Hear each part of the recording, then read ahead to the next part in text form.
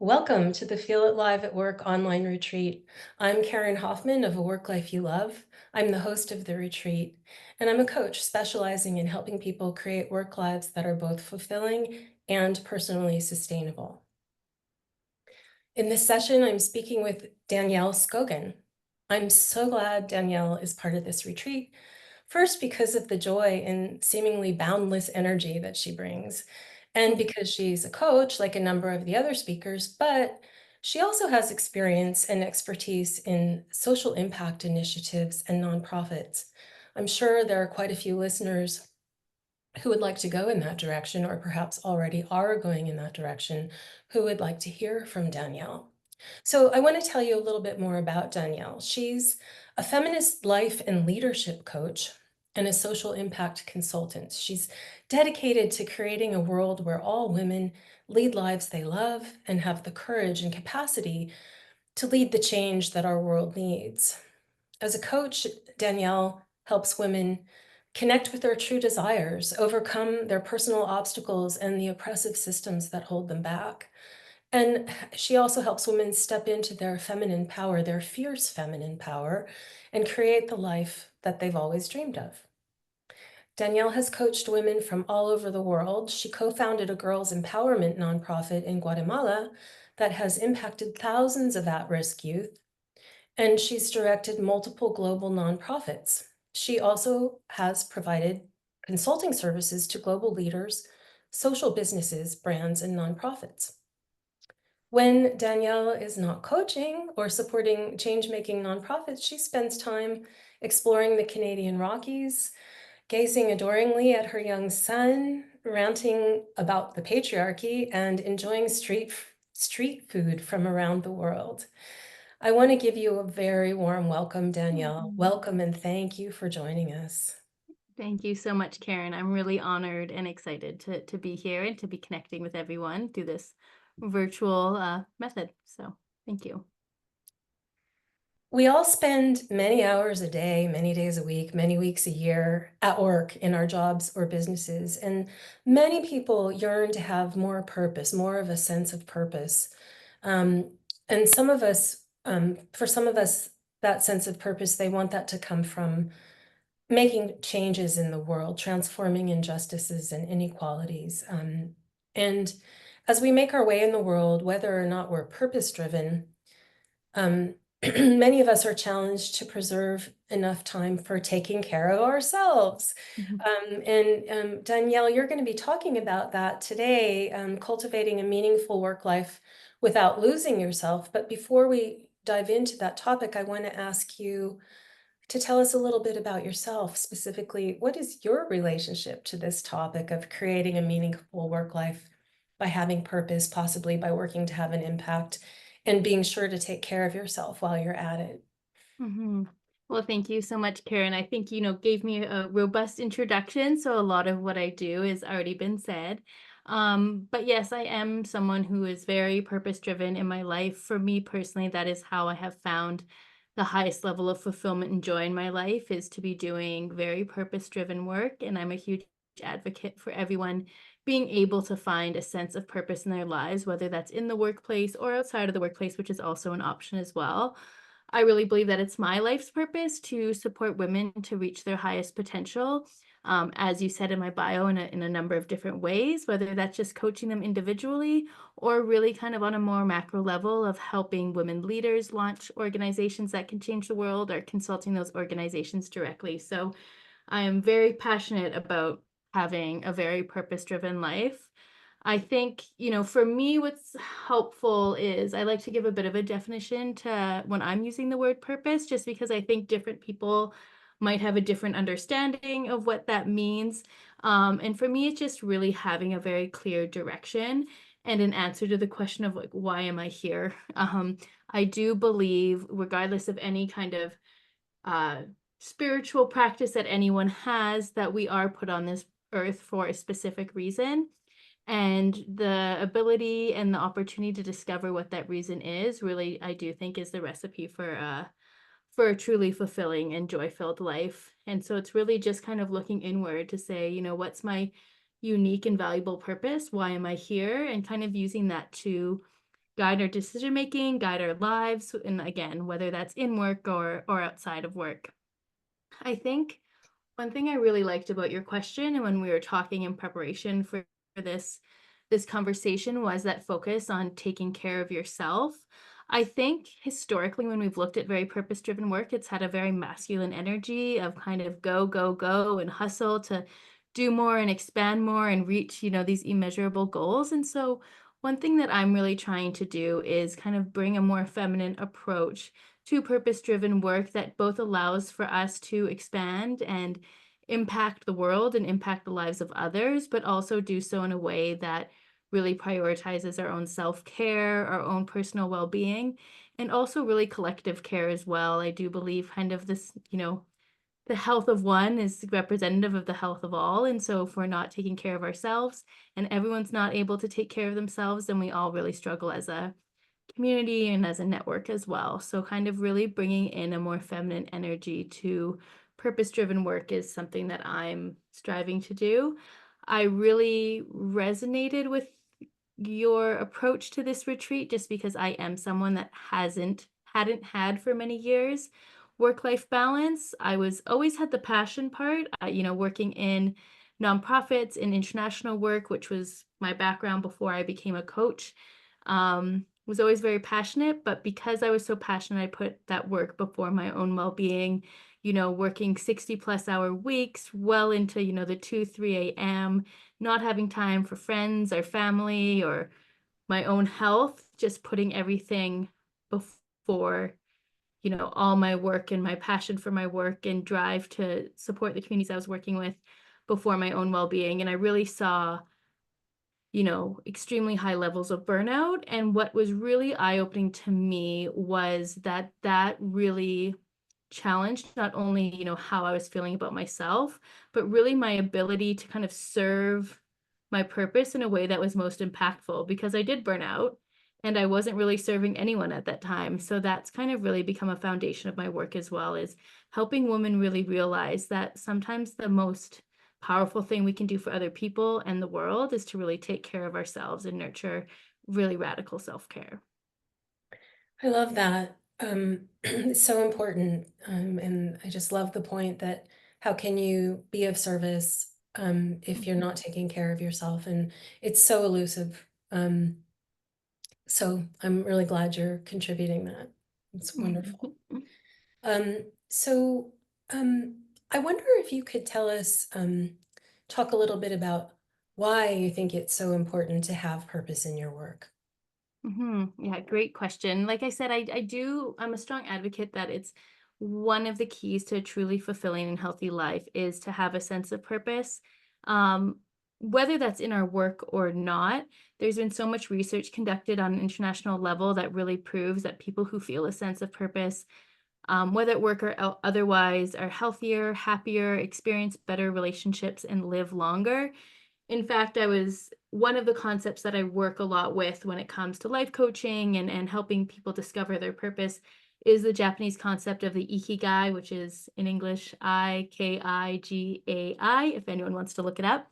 And it's really a concept that they actually studied a small island in Japan called Okinawa, which has some of the longest living people on the planet. I believe it's 24 people for every 100,000 are living over the age of 100, which is vastly higher than the global rate. And one thing that they realized in researching and doing in-depth research of this community is that people there had a very strong sense of purpose. And what was interesting too is how they defined purpose. They're not leading multinational organizations and bringing in $2 million a year. They're just in their daily lives. They feel like they're contributing something to the world and completing a goal that they have set out for themselves. So I think that's why it's proven to be beneficial to all aspects of our life to have that sense of purpose.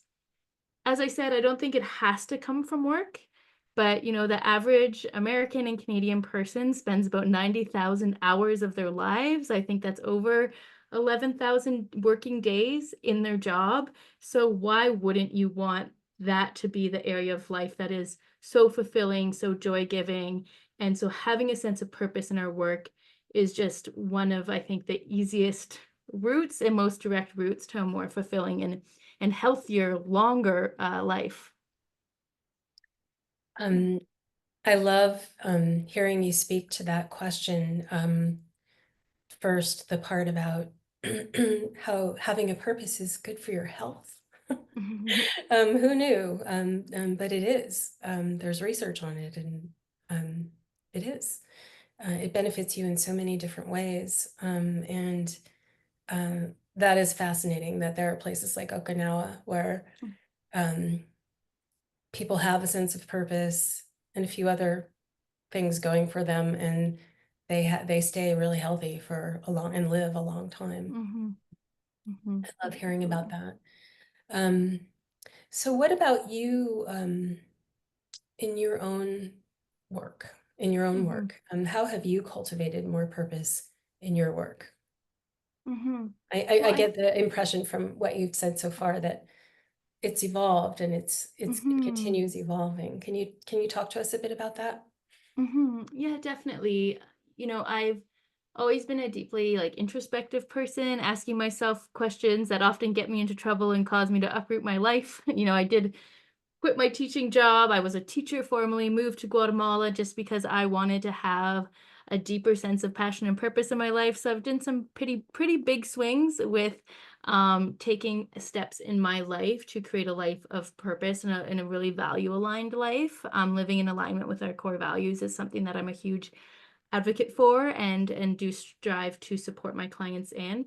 But it's also been in smaller steps too, with really just understanding where my skills and expertise and my bandwidth lies. That's still aligned with my deeper purpose, which I truly see as, supporting women on micro and macro levels with their own empowerment and kind of stepping into their true power and purpose. Um, though I've kind of been working with that concept of the ikigai for a couple of years now, but I really like it. Even though I wasn't personally using that when I first started doing this self-discovery work, I think in retrospect, a lot of the questions that the Ikigai framework uses is kind of what I was doing before I realized that it was a more structured concept that I could follow. And, the Ikigai is really a concept that looks at four different spheres of kind of impact or feeling, and how like if we have those four spheres working in synchronicity is really where we'll feel true fulfillment and true purpose. And kind of those four spheres are just, what do I enjoy, what are my passions, what are my interests, what am I good at, where are my skills. It's very important when we're doing purpose driven work that we feel competent and able to do it. The third question is, what can I make money doing? That's really if you want your purpose tied to your job. Obviously, there's some people that can ignore that question because they want to find purpose outside of work. And then also, what does the world need, in a real feeling that we're contributing to something that the world needs. So kind of those four questions, even before I kind of heard about the concept of ikigai, I think they really did guide my personal journey to really discovering what my purpose is. And so I really kind of dug deep into those questions to really understand how I could best serve myself and best serve the world, because I do believe when we're truly in our true purpose is the greatest gift we can give the world. And, so kind of weaving in of, knowing that for me, I'm, a fierce feminist, deeply passionate about women's empowerment and women's social justice work and advancing the rights of girls and women. So I knew for me that my work had to be in that field. I kind of really narrowed that down as like, that's what I enjoy. That's my passion and interest area. Then looking at what I'm good at, just kind of doing skills inventories of like, where can I actually support this purpose? How can I do it? Looking at, I've always been more of a natural leader, occupied a lot of positions as coach and mentor and supporting other individuals. So that's kind of really where the idea of becoming a life and leadership coach came in. And then also, having founded my own organization with a co-founder, really being able to kind of do some more of the technical skills of grant writing, business development, business launches. So that's kind of bringing in the skills and then really looking at what the world needs within that framework as well. Um, and when it's what the world needs, I think it's really critical that we're asking the right people, the right questions to really understand what that need is, which is a whole other topic. And then what can I make money doing? So once I kind of had full clarity on that, because I was not making money doing this for a very long time. When I first was working in nonprofits in Guatemala, I followed the really unhealthy dynamic of thinking that I couldn't pay myself, I couldn't invest in myself because all the money had to go to the project, which, in some ways is noble, but it also just leads to me not being able to continue in a position that's really critical. So, starting to ask myself, with this skill set, with this passion area, how can I actually make money doing it? So those are four questions that really guided me, and I do use now with clients doing work. I actually have kind of a model where we use the ikigai as an inspiration to kind of dive more into that purpose discovery work. Wow, thank you for sharing about your own personal journey with cultivating purpose in your work. It's so interesting. And you've given us already a framework. Listeners now have a framework, Ikigai, to work with. I wonder if you could expound on that a little bit, if you could sort of maybe give a lesson or a teaching or sort of coach a little bit about how listeners can begin to create more purpose in their work lives or in their lives in general. hmm Yeah, I think, for me, when thinking about like one core teaching to share, I really do love the model of the Ikigai. Obviously, it doesn't answer all of our questions, but I think it really gives a framework. So really digging into that. If anyone, did want to learn more, you can Google it. I think I spelled it at the start. There's plenty of books and resources and wonderful, YouTube videos out there to help you dive in. So really just kind of answering those questions. And when you actually see the Ikigai concept written out for you, it is kind of a Venn diagram of these four circles, these four areas. And you can see how, if you only have two of the three, where you're kind of benefits, but also where the gaps are, and really kind of zoning in that all four of those are just so important so we can truly, truly thrive. So that would be one of my core teachings, I think, is just really kind of exploring that really incredible tool, exploring those questions, and just on that kind of more general sense, I think it's just so critical that we really tune into ourselves. I think people can get really stuck with the idea of having a purpose, that it's like this world saving work. And really, it's so critical that it's really anchored in our own passions, our own skills, and our interest. And I think it's important that we also expand what impact can look like. I think a lot of people believe that if you're not running a nonprofit or social business or volunteering, you're not having an impact. But there are so many, I would say the vast majority of jobs in this world do serve a greater good, whether people see it directly or not.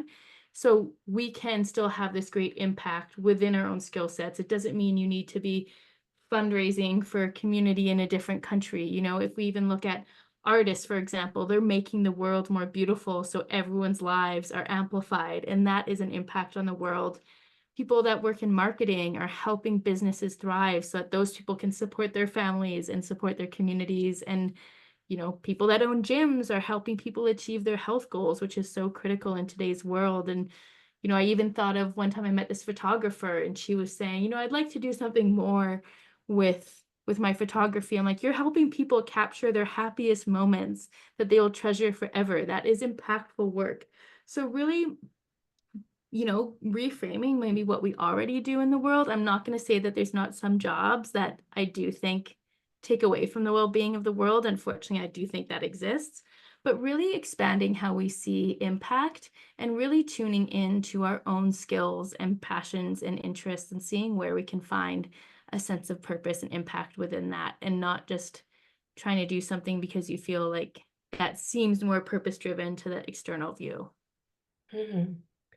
So kind of working with our own perspective on what it is that we're doing already and trying to see um, the impact that we're having Mhm. already and how we might enhance that.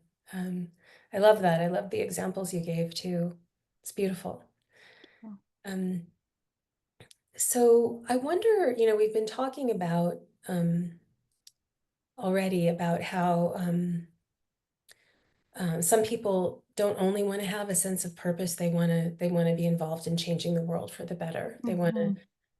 transform an injustice or an inequity.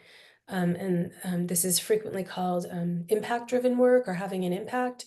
And I wanted to ask you, you've already spoken to it a little bit, but is there a difference between having purpose and doing impact-driven work? I'm hearing echoes from the answer to your last question as I ask you this question.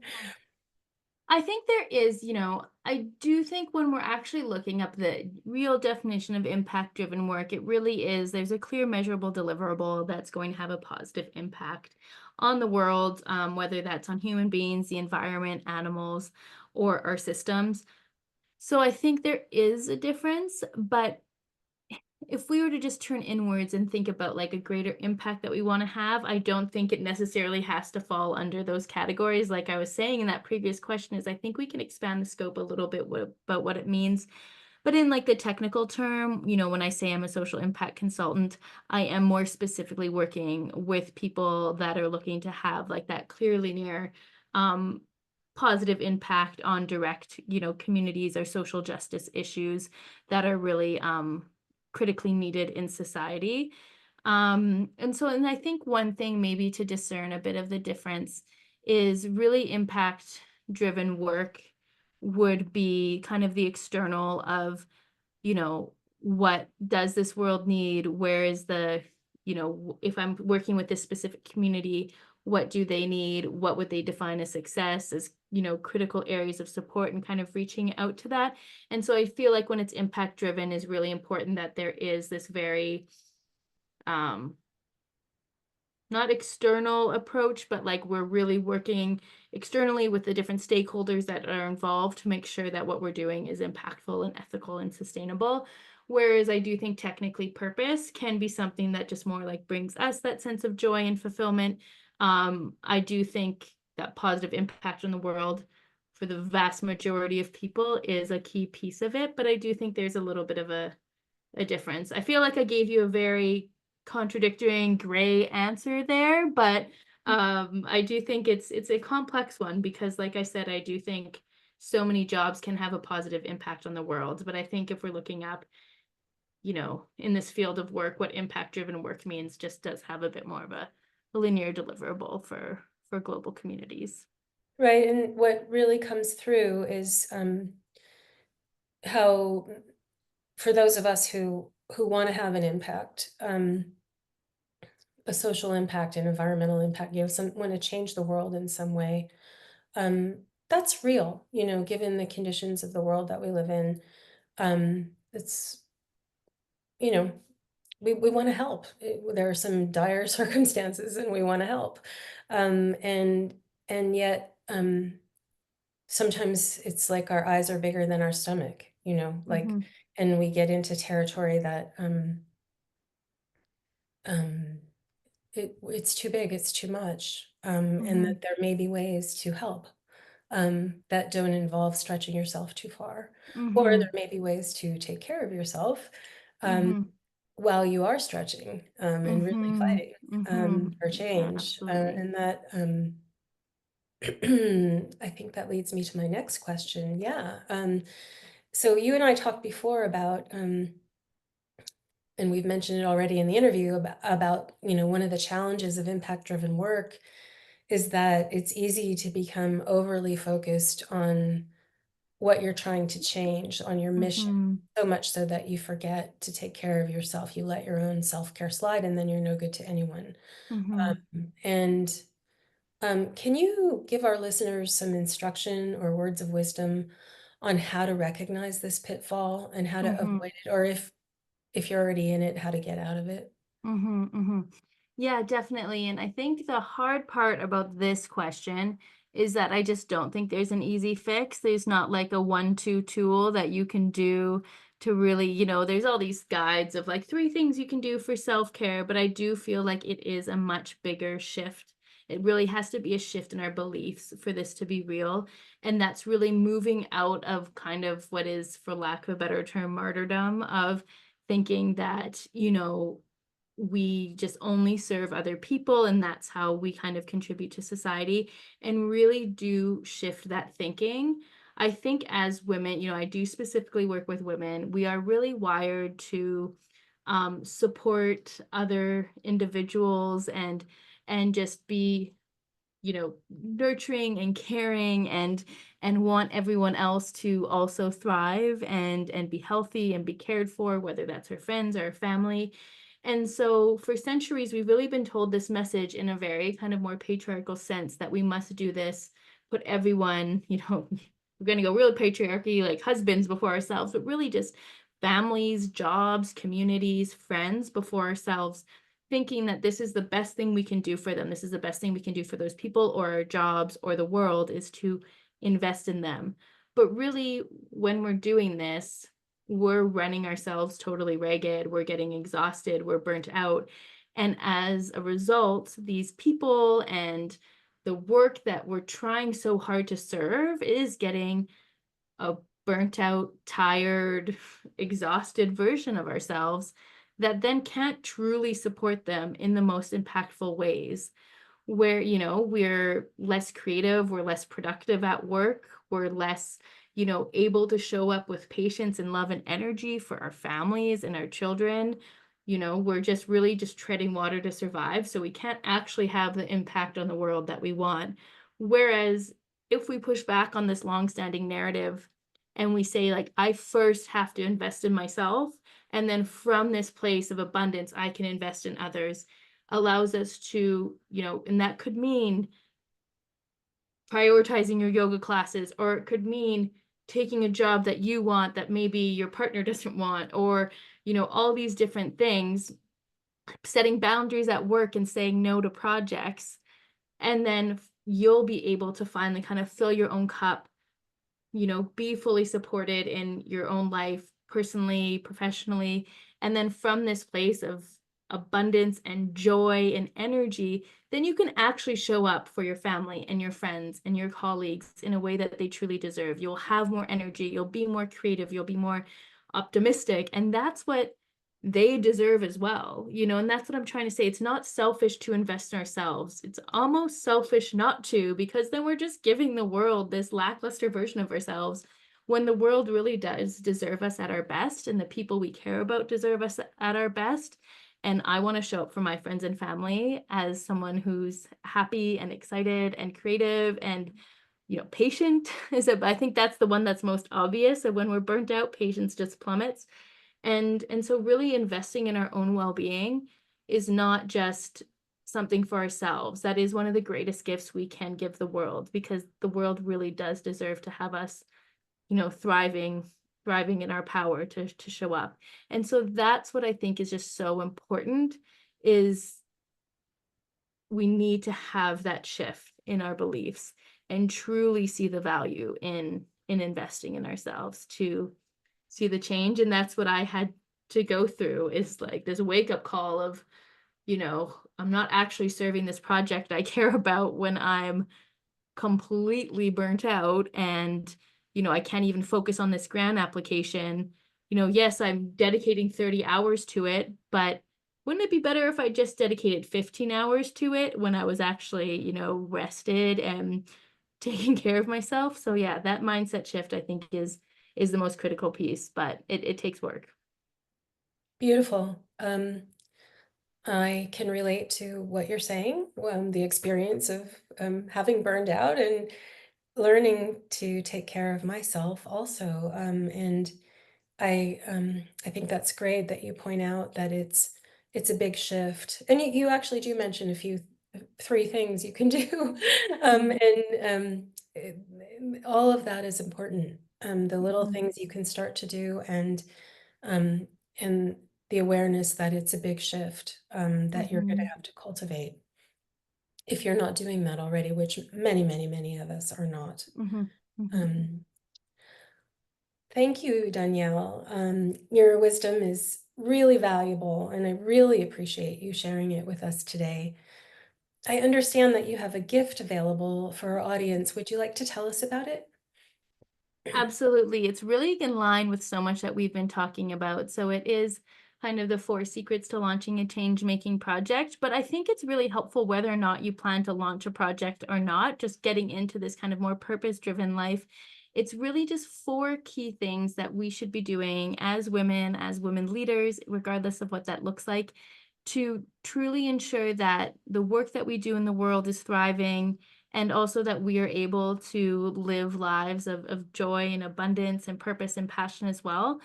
So it's just four, like I said, some of the work is these big mindset shifts that we need to do. So this is really broken down into four small steps or shifts that we can make to be able to live these lives of purpose in a way that is truly sustainable for ourselves as well.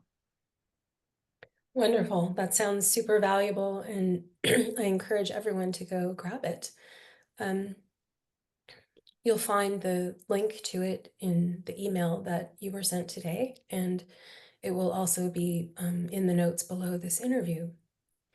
And if people want to learn more about you, Danielle, you and your work, how can they do that? Where can they go? Excellent. Great question. So I have a website that's danielleskogen.com. And it has the links to all my social media. The primary social media I use is Instagram, which is just danielle.skogen on Instagram. I would love to connect with anyone there. And then also my website, they can just connect with me via email. And yeah, I work with so many different women doing so many different things. So it's always just my true honor to connect with new individuals. So I would be honored. Wonderful.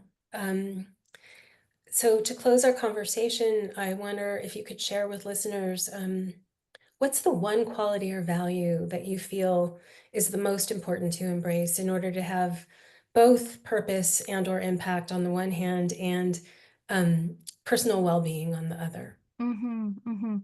Yeah, I think it really does all come back to what we've been talking about. And I think the one, I guess, value would be self-knowledge and tuning into your truest self and not what others think or what you think the world wants, but truly tuning into where your passion, your skills, and where your zone of genius lie, because that's is what will bring truly fulfilling, joy-filled work, is if it's aligned with you. And there's actually a quote that I, fell in love with 15 years ago, before I even 20 years ago got into this work. And it's actually still just comes up time and time again when I'm in sessions with clients. And it's, don't ask what the world needs, ask what makes you come alive, because what the world needs is people who are alive. And I think that just really says it all. It's by Howard Thurman. And I just think we need just people to come alive and connect with their, truest desires. And that's the most, impactful thing we can do for the world at the end of the day. I love that, and you're a wonderful example of it. Mm. Danielle, I'm so grateful for your sharing your knowledge and experience here with us today. Thank you. And thank you, everyone, for tuning in.